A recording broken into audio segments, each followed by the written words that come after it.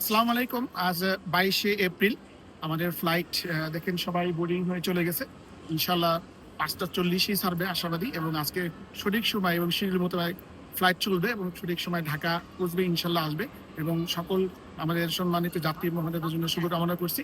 আপনারা জানেন যে আগামী মাসে আমাদের ঈদ উপলক্ষে আমাদের এয়ার প্রিমিয়ার কিন্তু ৪টি ফ্লাইট আমরা দিয়েছি এই প্রবাসীদের আপনাদের জন্য, যারা আপনারা শিডিউল চুজ করতে পারেন এবং সহজ ভ্রমণ করতে পারেন। আমাদের ১৩ই মে, ২০শে মে, ২৭শে মে এবং ৩রা জুন এই ৪টা ফ্লাইট।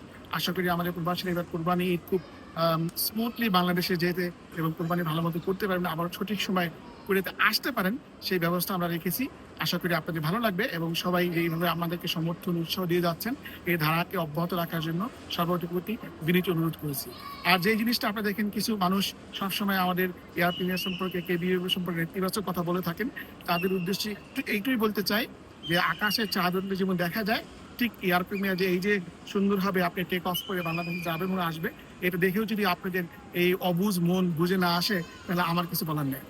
কিন্তু দক্ষিণ কোরিয়া প্রবাসীরা তারা কিন্তু সঠিক ও সত্য ন্যায় পথে থাকে এবং সঠিকটাই তারা মেনে নেয় এবং এয়ার প্রিমিয়ারকে যে এই সমর্থন, অব্যাহত ভালোবাসা আমি আপনাদের কাছে প্রার্থনা করে আজকের মধ্যে বিদায় নিচ্ছি। সবাই ভালো থাকবেন, সবার প্রতি শুভকামনা। আসসালামু আলাইকুম।